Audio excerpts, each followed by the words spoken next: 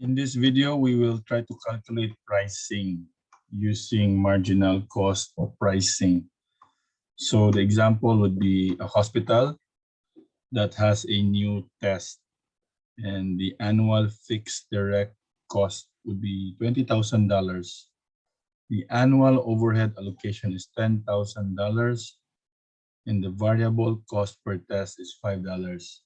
The expected volume or the expected number of clients will be using this test is about 5,000 tests. We want to know now what would the price be using the marginal cost pricing.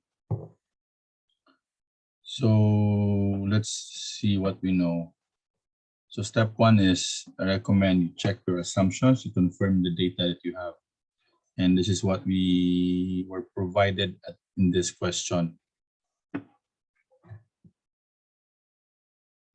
Additionally, we do not know the profit target. So let us assume that for this case, we just want to know the minimum amount.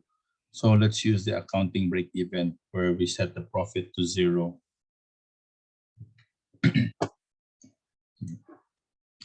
So let's look at the solution. So for step 2, the solution will be for marginal cost pricing, we are only computing the marginal cost price minus the total variable cost. In marginal cost pricing, we do not include the fixed cost and the overhead. We're only deducting the variable cost from the marginal cost. So in this case here, we don't know the marginal cost, so we leave that as price. We know that the volume we expect is 5,000 tests, so that's what we use here. So this figure represents the marginal cost price, or in the solutions below, we represent that as 5,000 P, where P represents the marginal cost price. For the total variable cost, we know that the variable cost is $5 and the volume will be the same, 5,000 tests. So it's 5 minus 5,000 and we get the figure 25,000.